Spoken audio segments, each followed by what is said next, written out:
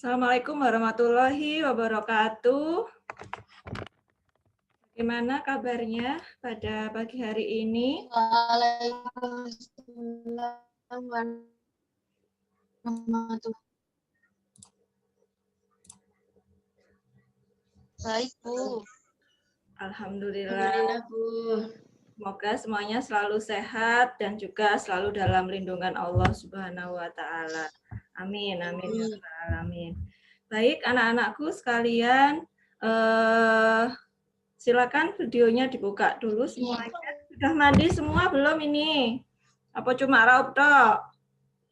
Sudah mandi, Bu. Alhamdulillah sudah cantik-cantik ini ya, sudah ganteng-ganteng juga. Baik, sebelum kita mulai, Pak Ketua atau Bu Ketua ini ya, silakan dipimpin berdoa terlebih dahulu agar ilmu yang kita akan sharing pada hari ini dapat memberikan manfaat dan juga pemahaman. Silakan dipimpin berdoa terlebih dahulu.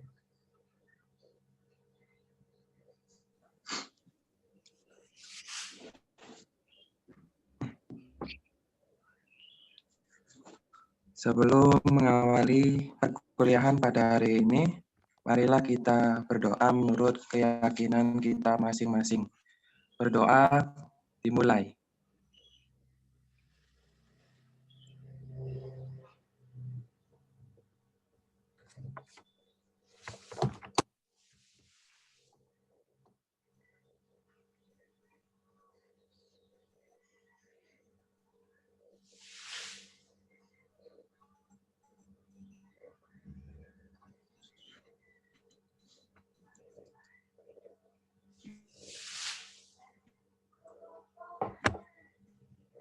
Terima kasih. Bismillahirrahmanirrahim. Rabbi zidni ilma warzuqni fahma. Ya Allah, berilah aku kemudahan, ketambahan ilmu dan juga pemahaman. Amin. Baik, anak-anakku sekalian, ini karena waktu kita sangat terbatas untuk tatap muka, untuk yang teorinya, mohon disimak dengan baik dan seksama ya. Sebelumnya saya akan share screen dulu.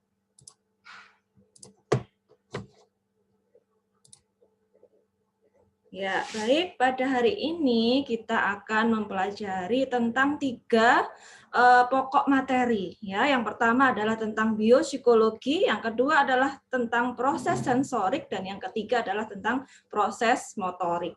Ya, sebelumnya ada yang sudah tahu belum? Kira-kira apa sih itu nama jajan apa ya? Biopsikologi, proses sensorik, proses motorik. Sebenarnya ada yang pernah mendengar atau familiar dengan istilah ini?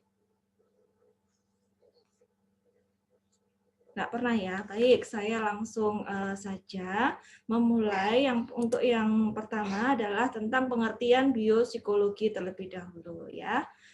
Untuk biopsikologi itu sendiri di sini merupakan pendekatan psikologi dari aspek biologi ya, seperti yang sudah kita pahami kemarin tentang definisi psikologi itu sendiri ya. Masih ingat ya? Ada psikos, ada logos gitu ya. Nah, sekarang ada yang istilahnya biopsikologi ya, di mana di sini diartikan atau didefinisikan sebagai psikologi yang dilihat atau dipandang dari aspek biologi. Ya. Kita lanjutkan. Jadi di biopsikologi ini ada tahapan perkembangan biopsikologi pada manusia ya. Jadi semua manusia ini pasti akan mengalami tahapan perkembangan dari biopsikologi ini. Ya, yang pertama, perkembangan manusia dimulai dari masa apa? Ya, dari masa kanak-kanak dulu. Ada yang lahir langsung jadi tua renta, nggak ada. Jadi semuanya pasti melalui masa anak-anak dulu ya. Jadi pada masa ini manusia dalam keadaan sepenuhnya tidak berdaya dan harus menggantungkan diri pada orang lain, terutama ibunya. Ya, kalau kita terlahir jadi bayi, ono sing moro-moro iso wis masak kan nggak bisa. Jadi pada masa ini keadaan sepenuhnya dia bergantung pada orang lain ya, terutama pada ibunya. Mau mimi ya nunggu ibunya kan gitu. peranan orang tua di perkembangan kepribadian anak ini sangat penting ya pada masa anak-anak ini ya. Jadi di masa anak-anak ini, nah ini yang perlu digarisbawahi di sini ada dua masa, yaitu masa negativistik pertama ya, diingat-ingat di mana masa negativistik pertama ini timbul pada anak usia 2 sampai 3 tahun. Ya, jadi kalau ada pertanyaan, kapan terjadi masa negativistik pertama? Nah, itu adalah timbul pada anak di usia 2 sampai 3 tahun ya. Apa tandanya masa negativistik ini? Nah, di masa negativistik pertama ini ditandai dengan satu pihak membutuhkan orang tua, namun di pihak keakuannya mulai tumbuh dan ingin mengikuti kehendaknya sendiri gitu ya. Jadi biasanya di anak-anak usia 2 sampai 3 tahun ini masih polos-polosnya gitu ya. Senangnya main tanah, main pasir, udek-udek gitu ya. Kalau orang tua, jangan nak, nanti ini cacingan. Misalnya kalau si anak ini, oh ini mainanku kan gitu. Jadi ada di satu pihak dia membutuhkan orang tua, tapi di pihak yang lain keakuannya dia sendiri, dia mulai tumbuh keinginan untuk mengikuti kehendaknya sendiri. Gitu ya. Itu adalah masa negativistik pertama. Diingat-ingat ya. Untuk masa negativistik kedua ini timbul pada usia 5 sampai 6 tahun ya. Di saat itu anak mulai mengenal lingkungan yang lebih luas ya, ditandai dengan sikap temper tantrum gitu ya. Ada yang pernah dengar sikap temper tantrum ya. Jadi sikap temper tantrum ini yaitu perilaku mengamuk, menangis, menjerit, menyerang dan menyakiti dirinya sendiri apabila keinginannya tidak terpenuhi. Nah, siapa dulu yang waktu kecil pernah mengalami temper tantrum? Nah, atau jangan-jangan sudah kuliah gini masih temper tantrum, kalau nggak dituruti sama orang tuanya, ngamuk, nangis, jerit, ya, menyerang atau menyakiti dirinya sendiri. Nah, jangan-jangan masih seperti itu ya. Tapi saya yakin mahasiswa kita dari Prodi D3 Kampus Lumajang nggak ada yang seperti itu ya. Ya, jadi diingat-ingat ya nak ya. Jadi negativistik di masa kanak-kanak ini ada dua masa negativistik, yaitu negativistik pertama, saya ulangi lagi, di sini terjadi atau timbul pada anak usia 2 sampai 3 tahun. Sedangkan negativistik kedua dia timbul pada usia anak 5 sampai 6 tahun dan ditandai ada sikap temper tantrum, ya, itu di negativistik kedua. Untuk negativistik pertama ditandai dengan satu pihak mengikuti membutuhkan orang lain, satu pihak lainnya mengikuti keakuannya. Sampai di sini bisa dipahami anak ya? Baik, kita lanjutkan. Nah, setelah masa perkembangan anak-anak, masa perkembangan berikutnya adalah masa remaja, gitu ya. Jadi di masa remaja ini merupakan periode transisi antara masa anak-anak hingga masa awal dewasa. Ya, di sini di masa remaja ini dia adalah timbul adanya suatu upaya untuk mencari identitas dirinya sendiri. Seorang remaja sering membantah orang tuanya karena ia sudah mempunyai pendapat sendiri, punya cita-cita sendiri. Lis, esuk kowe dadi tentara ora, Bu, aku dadi perawat wae. Nah, itu ada di masa remaja. Karena ia sudah mempunyai ini juga nilai-nilai sendiri yang berbeda dengan orang tuanya. Sehingga masa remaja ini juga disebut sebagai masa negativistik ketiga. Nah, jadi tadi masa negativistik pertama usia berapa? Masih ingat? Usia berapa? Sampai 3 tahun, pintar. Masa negativistik kedua usia berapa, Nak?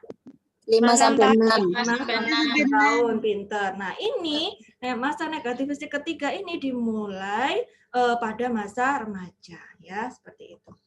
Masa remaja ini bermula pada perubahan fisik yang cepat, pertambahan berat dan tinggi badan yang dramatis, perubahan bentuk tubuh dan juga perkembangan karakteristik seksual.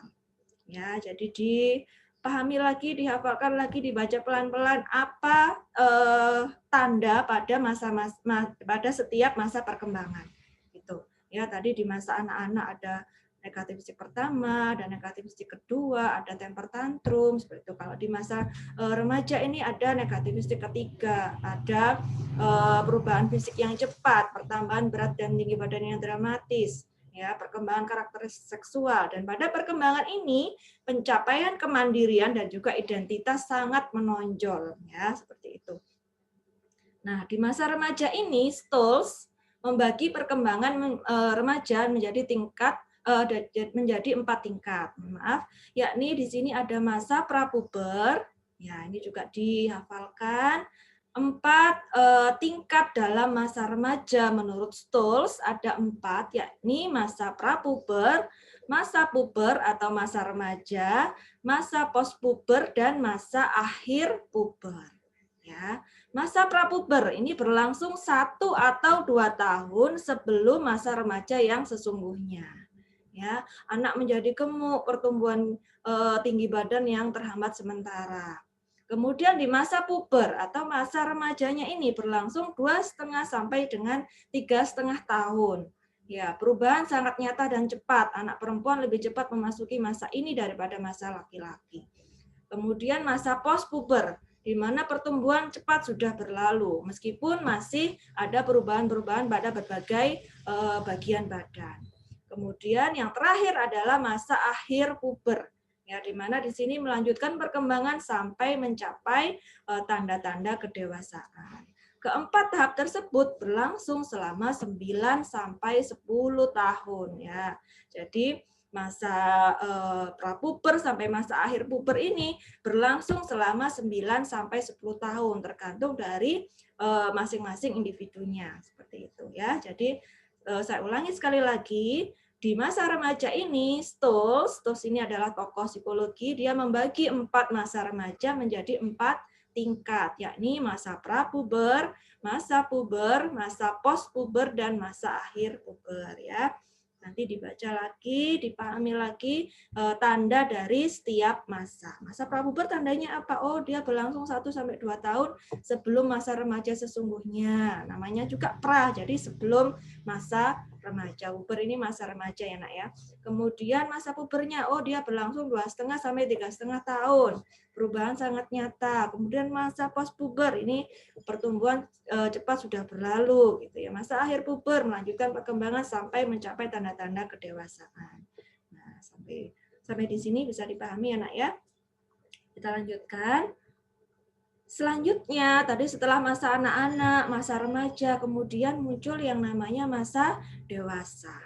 Ya, di masa dewasa ini, masa pembentukan kemandirian, pribadi dan ekonomi, masa perkembangan karir, kemudian masa pemilihan pasangan, belajar hidup dengan seseorang secara akrab, memulai keluarga, mengasuh anak-anak. Nah, seperti itu. Itu adalah tanda dari masa dewasa. Ya, kemudian kita lanjutkan, masa berikutnya adalah masa tua. Ya, di mana masa dengan problem utama pada masa tua ini adalah rasa kesepian dan juga kesendirian. Ya, biasanya di masa tua, oh anaknya sudah menikah semua, sudah ikut suaminya, sudah punya rumah sendiri, gitu ya. Ada yang mungkin ditinggal pasangan hidupnya, gitu ya. Mereka sudah bisa melewatkan kesibukan dalam pekerjaan yang merupakan pegangan hidup dan dapat memberikan rasa aman dan rasa harga diri. Ya, di masa tua ini secara fisik juga badan mulai merasa lemah. Hal ini menyebabkan semangat juga mulai menurun, mudah dihinggapi penyakit dan juga mengalami kemunduran mental. Kemunduran fungsi otak sehingga sering lupa. Ya, biasanya kalau sudah mbah-mbah gitu ya, oh pikun nih mbahnya nih sering lupa gitu ya. Tadi sudah makan 2 kali bilangnya belum makan gitu ya. Nah, itu terjadi di masa tua. Daya konsentrasinya berkurang, biasanya disebut kemunduran senile. Ya, jadi di mana ada di manakah terjadi, di masa apa terjadi kemunduran senile? Jawabannya adalah di masa tua. Apa itu kemunduran senile? Nah, kemunduran senile ini adalah kemunduran fungsi otak sehingga sering lupa, daya konsentrasinya berkurang. Nah, itu disebut dengan kemunduran senile. Ya, diingat-ingat ya, Nak, ya. Baik, kita lanjutkan. Nah, di topik berikutnya, nah, biopsikologi ini erat kaitannya dengan sensorik, motorik. Nah, apa itu sensorik dan motorik? Ya, kita bahas ya. Ya, jadi untuk proses sensorik itu sendiri, kalau kita ngomong sensorik, nah kita langsung ingat dengan panca indera, gitu ya. Jadi kalau misalnya kita bahas sensorik, sepakat kita harus ingat dengan panca indera. Ada yang belum tahu panca indera itu apa saja? Pasti semuanya sudah tahu ya. Jadi panca indera melibatkan mata, kemudian hidung sebagai pembau, kulit, telinga, dan juga lidah ya. Proses sensorik yang dinamakan proses sensorik ini proses masuknya rangsang melalui alat indera. Yang saya sampaikan tadi alat indera ada 5 ya. Kemudian disampaikan ke otak atau cerebral dan kembali melalui saraf motoris dan berakhir dengan perbuatan. Nah, seperti itu. Pokoknya intinya kalau misalnya kita bahas proses sensorik yang kita ingat adalah panca indera. Seperti itu. Nah, proses sensorik disebut juga dengan pengamatan, ya, yaitu gejala mengenal benda-benda yang ada di sekitar dengan mempergunakan alat indera. Pengamatan melalui 3 proses, yaitu fisik. Ya, saya ulangi sekali lagi. Jadi kalau kita mengamati sesuatu pasti akan melalui 3 proses. Ya, proses pertama yaitu proses secara fisik. Dia akan menstimulus mengenai indera. Misalnya kita lagi melihat sesuatu gitu ya, cowok ganteng misalnya. Nah, kita yang pertama proses pertama adalah kita lihat dulu dari fisik, dari stimulus alat indera apa? Mata gitu ya. Kemudian fisiologis, stimulus diteruskan oleh saraf sensorik ke otak. Dan proses selanjutnya adalah psikologis, interpretasi terhadap stimulus yang diterima oleh otak. Seperti itu. Jadi 3 proses dalam pengamatan ini yaitu fisik, fisiologis, dan juga psikologis ya. Di fisik terjadi stimulus yang mengenai indera. Pada proses fisiologi stimulus diteruskan oleh saraf sensorik ke otak, dan di proses psikologis interpretasi terhadap stimulus yang diterima oleh otak. Ya, kita lanjutkan. Nah, di sini di proses sensorik ini ada alat indera yang terlibat. Ya, yang pertama, di sini kalau kita mengenal yang namanya stimulus, stimulus itu adalah contohnya cahaya. Ya, cahaya atau sinar. Reseptornya atau penerimanya, kalau misalnya stimulusnya cahaya, jelas yang menerima atau reseptornya adalah organ atau indera mata. Kemudian perasaan atau sensitivitasnya, mata itu untuk apa? Sensitivitasnya adalah untuk penglihatan, seperti itu. Kemudian kalau kita ada rangsangan atau stimulus bentuknya suara, nah reseptornya atau penerimanya jelas adalah organ atau indera telinga. Sensitivitasnya apa? Telinga untuk pendengaran, ya.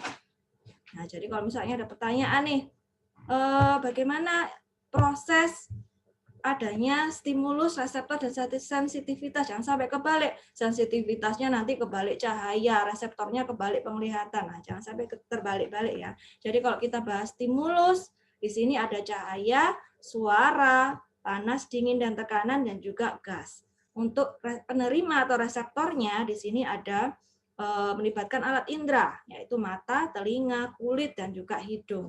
Sedangkan kalau kita bahas tentang sensitivitas atau perasaan adalah fungsi dari alat indera tersebut sebagai penglihatan, pendengaran, perabaan, dan juga penciuman. Ya, saya lanjutkan. Ya, di sini yang terpenting adalah jangan sampai terbalik gitu ya. Yang dinamakan stimulus itu pasti ada cahaya, suara, panas, dingin dan tekanan, dan juga gas ya. Untuk kalau kita bahas tentang reseptor, yang dibahas adalah tentang organ atau alat indera. Kalau kita ngomong sensitivitas adalah fungsi dari alat indera tersebut gitu ya. Nah, kemudian ada faktor-faktor yang mempengaruhi proses sensorik. Ya. Nah, di sini ada 4 faktor. Yang pertama yaitu keadaan dari alat indera itu sendiri. Yang kedua, perhatian. Yang ketiga adalah kuat lemahnya rangsangan. Yang keempat adalah kondisi saraf dan pusat saraf.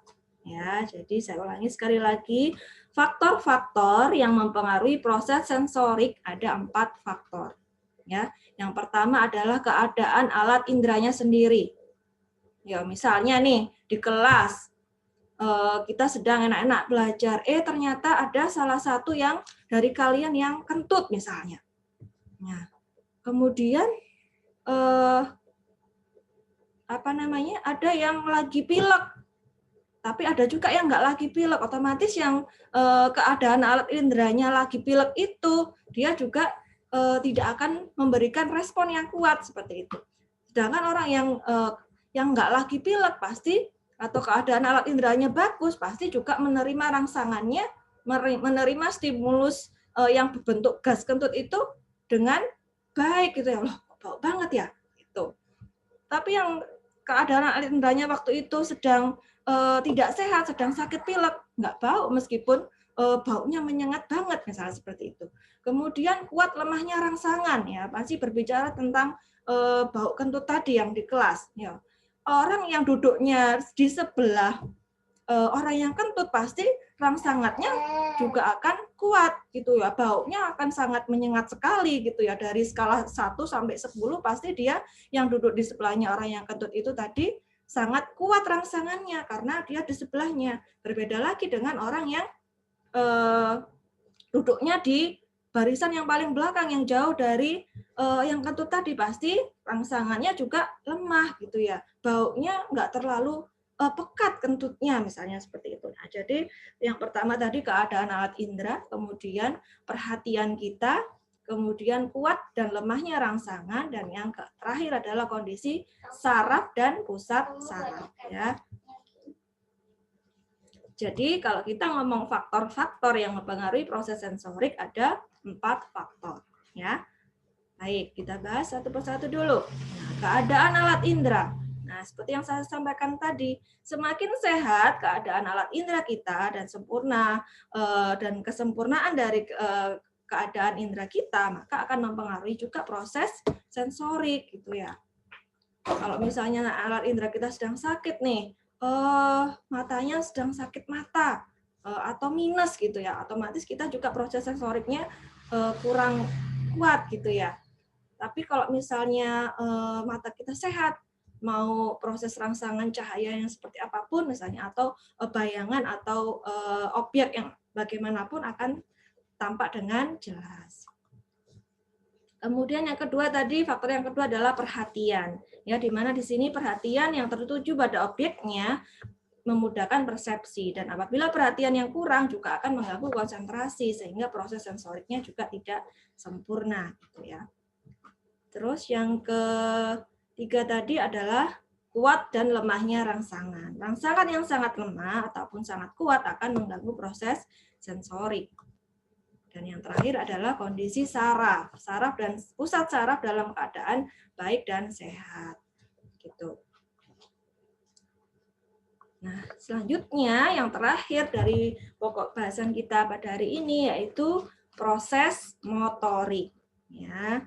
Jadi di proses motorik ini istilah motor. Ini motor itu berarti menyiratkan adanya gerakan otot, adanya suatu pergerakan. Itu pasti dinamakan adanya suatu proses motorik gitu ya. Motorik ini didefinisikan sebagai suatu peristiwa yang laten yang meliputi keseluruhan dari proses pengendalian dan pengaturan fungsi-fungsi organ tubuh, baik secara fisiologis maupun secara psikis yang menyebabkan terjadinya suatu gerakan. Ya, jadi kalau misalnya adanya suatu gerakan itu pasti masuk dalam proses motorik.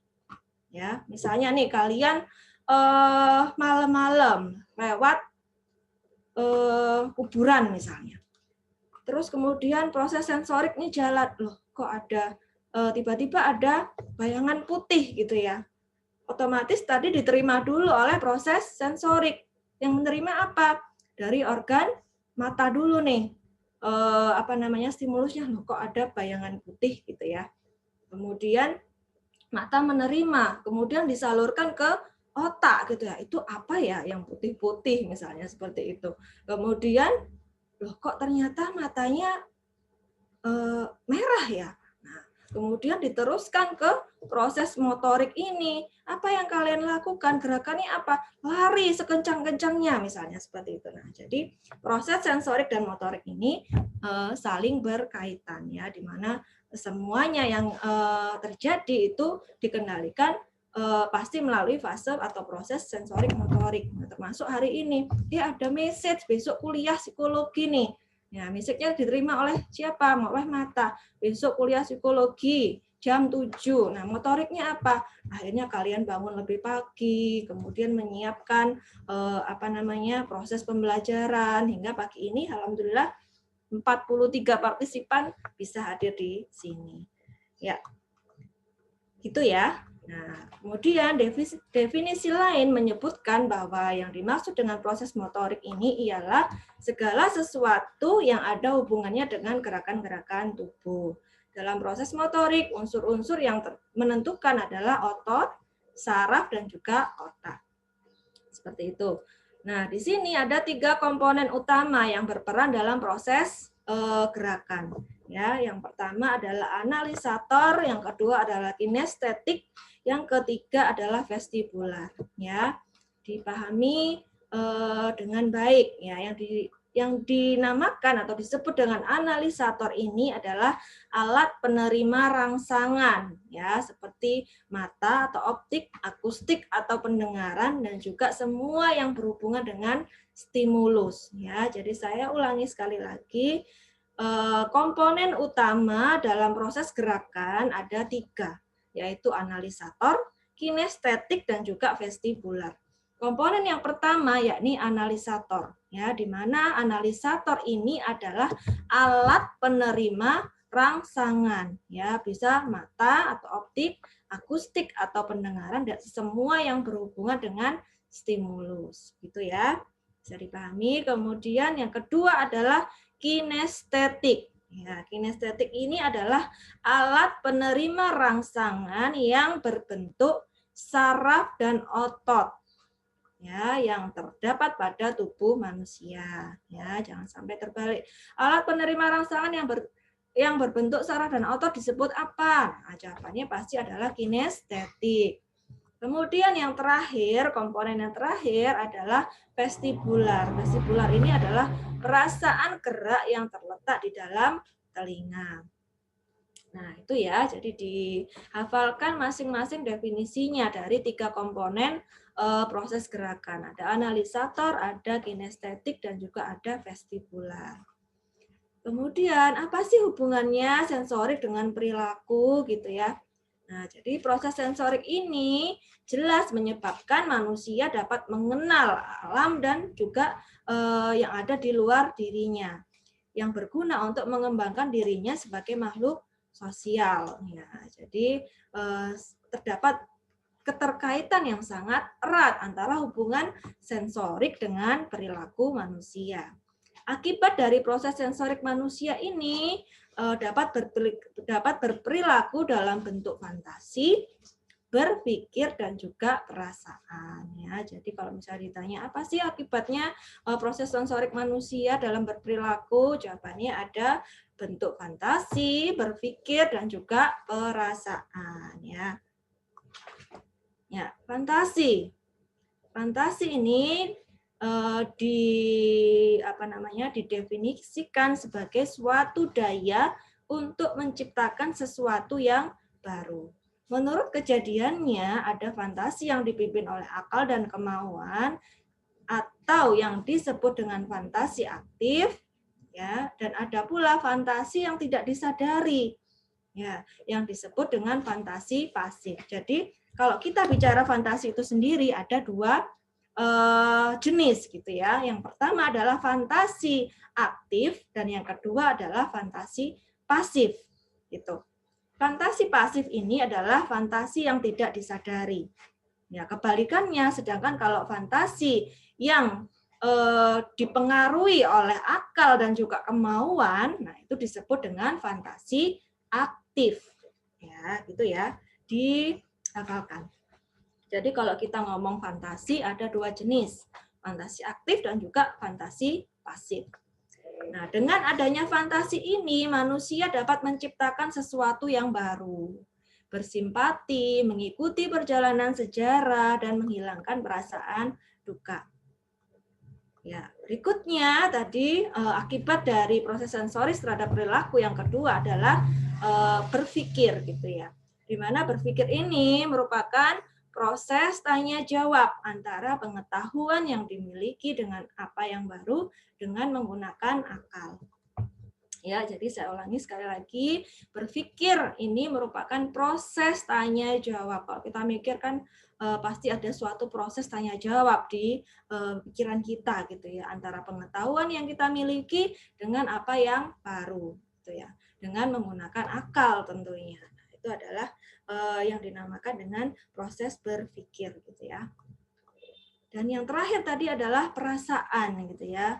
Perasaan ini yaitu pernyataan jiwa yang dapat mempertimbangkan dan mengukur sesuatu menurut rasa senang atau tidak senang, sedih atau gembira dan sebagainya. Jadi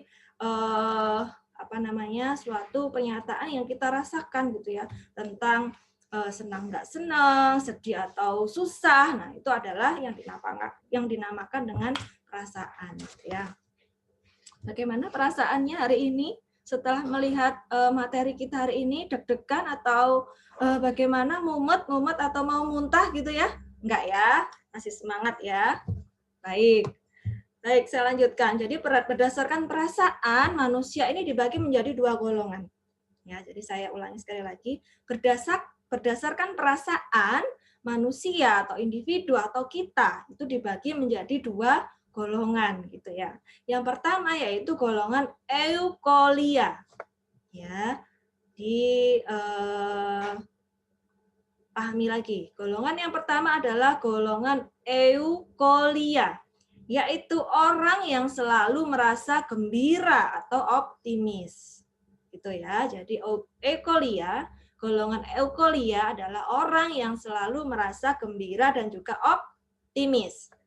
Dan golongan yang kedua adalah golongan diskolia, yaitu orang yang selalu merasa tidak senang, murung, dan juga pesimis. Nah, jadi sekarang kita bicara kita ya, kita golongan eukolia atau diskolia. Nah, kita tentukan nih mau yang golongan eukolia atau diskolia. Ya, semoga semuanya golongan eukolia ya, jadi no murung-murung klub gitu ya. Ya, jadi yang masih merasa murung, pesimis, dan juga nggak seneng, nggak happy gitu ya. Yuk, bangkit lagi ya. Move on ke golongan eukolia aja. Yang selalu merasa happy, merasa optimis gitu ya.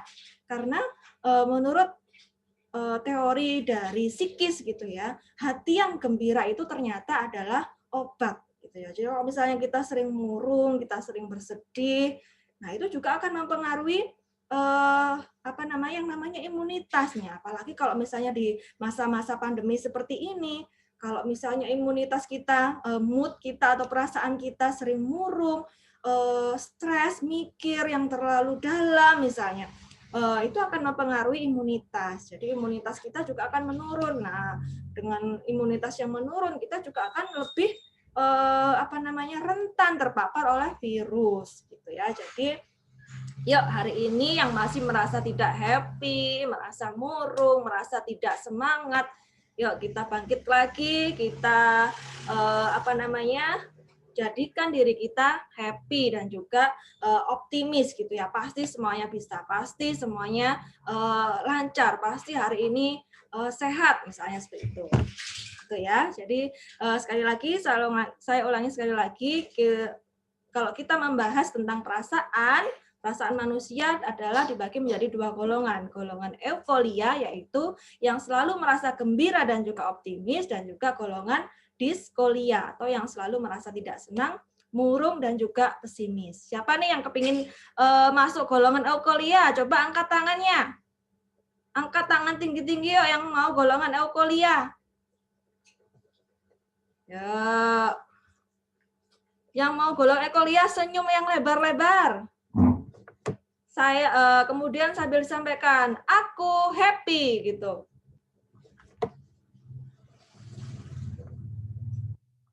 Nah, sekian dan terima kasih ya. Kira-kira itu ya yang bisa saya sampaikan pada hari ini. Ya, jadi hari ini kita sudah belajar ada 3 hal. Ya, yang pertama adalah tadi tentang apa? Biopsikologi. Yang kedua adalah tentang proses sensorik. Dan yang ketiga adalah tentang proses motorik. Ya,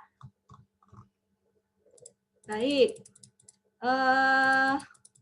Bisa dipahami ya. Jadi kalau misalnya kita ngomong biopsikologi, arahnya kemana nih? Oh, kalau kita ngomong biopsikologi, arahnya tadi ke masa perkembangan manusia, gitu ya. Masa perkembangan manusia ada masa kanak-kanak, masa remaja, masa dewasa, dan juga diakhiri dengan masa tua. Kemudian proses sensorik. Apa yang kita ingat pada proses sensorik? Yang kita ingat adalah tentang alat indera ya, yang terdiri dari adanya rangsangan, stimulus, reseptor, dan juga sensitivitas. Kalau kita ngomong proses motorik, apa yang kita ingat? Yang kita ingat adalah suatu gerakan dan juga akibat. Mohon maaf, ini tadi apa namanya? 3 komponen dalam gerakan, analisator, kinestetik, vestibular, dan yang terakhir tadi adalah akibat dari proses sensorik manusia dalam berperilaku, yaitu ada fantasi, berpikir, dan juga perasaan. Kalau ngomong fantasi ada 2 jenis, fantasi aktif dan juga fantasi pasif. Ya, kemudian kalau ngomong berpikir adalah adanya proses tanya jawab. Kalau ngomong perasaan, ya kita ingat 2 golongan, yaitu golongan eukolia dan juga golongan diskolia. Ya, baik. Kira-kira itu kita berakhir di 7.50 ya nak ya. Mungkin ada yang ingin didiskusikan. Saya ingin sharing lagi, sekali lagi. Di masa apa terjadi kemunduran senile? Coba yang bisa angkat tangan nih atau buka mikrofonnya. Di masa tua, Bu. Masa tua, pintar. Kemudian masa temper tantrum itu ada di masa mana, nak? anak-anak, Bu. Anak-anak, pintar. Masa negativistik kedua terjadi pada usia berapa, nak? Masa sampai 6 tahun. 5 sampai 6 tahun. Masa negativistik ketiga terjadi pada masa apa, nak? Masa remaja. Masa remaja. Ada yang bisa menyebutkan masa 4 tahap masa puber menurut Stolz? Ada yang bisa? Masa Coba ya. masa remaja. Coba saya tunjuk ya, nak ya, biar fokus ke satu orang. Coba Mas Irfanda. Coba sebutkan 4 tahapan masa puber. Coba Mas Irfanda. Mas Irfanda, silakan. Ya. 1. Masa prapuber.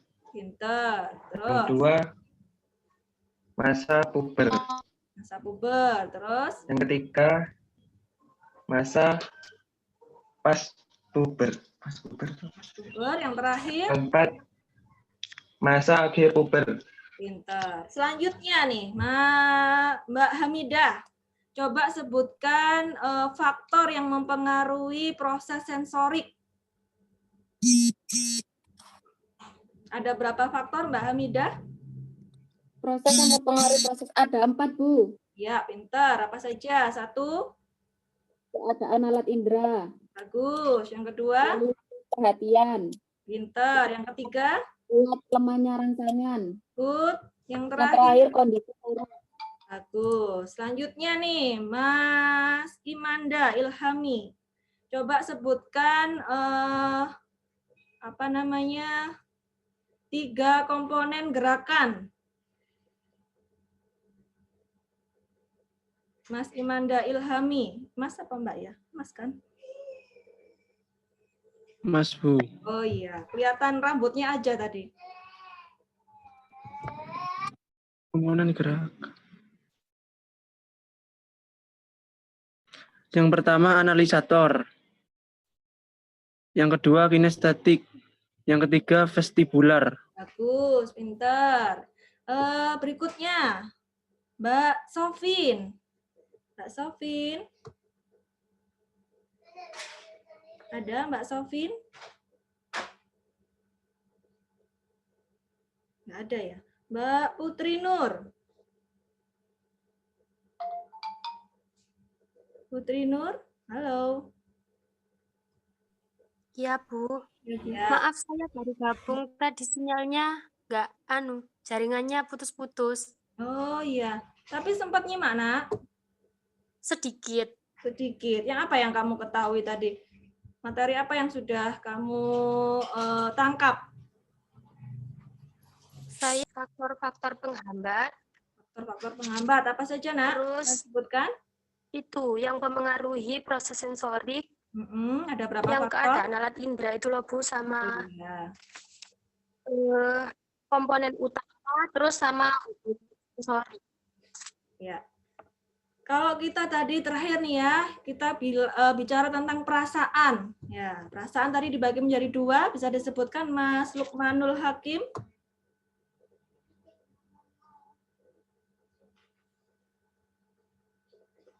Dibuka dulu mikrofonnya, Mas Lukmanul.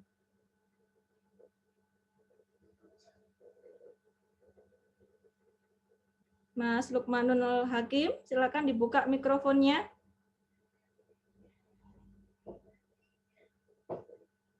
Masih di mute itu.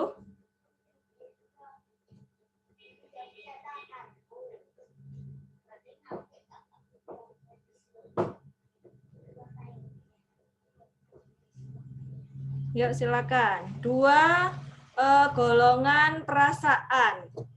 Apa saja, Mas Lukmanul Hakim? Mungkin jaringannya kurang baik ya. Coba Mas Muhammad. Mas Muhammad siapa nih? Saya, Bu. Ya, silakan. Yang pertama eukolia, yang kedua Eukolia, diskolia. Ya, yang eukolia bagaimana, Mas Aldi? Orang yang selalu merasa gembira atau optimis. Terus? Terus yang diskolia, orang yang selalu merasa tidak senang, murung dan pesimis. Baik, pintar. Sekarang kita mau golongan yang mana nih? Eukolia atau diskolia? Eukolia, Bu. Eukolia. Kalau eukolia berarti harus happy ya. Coba kita berikan senyum yang terbaik kita. Happy, happy, happy gitu. Coba yuk.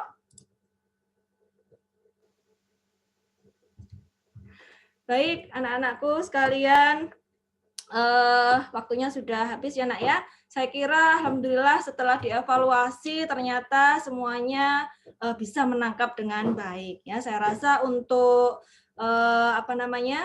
post-test saya kira sudah siap semua nih teman-teman nih ya. Baik, Pak Taufik menjahit kopiah dijahit benang utuh. Wabillahi taufik wal hidayah. Wassalamualaikum warahmatullahi wabarakatuh. Selamat pagi dan salam sehat untuk semuanya. Tetap semangat dan tetap happy.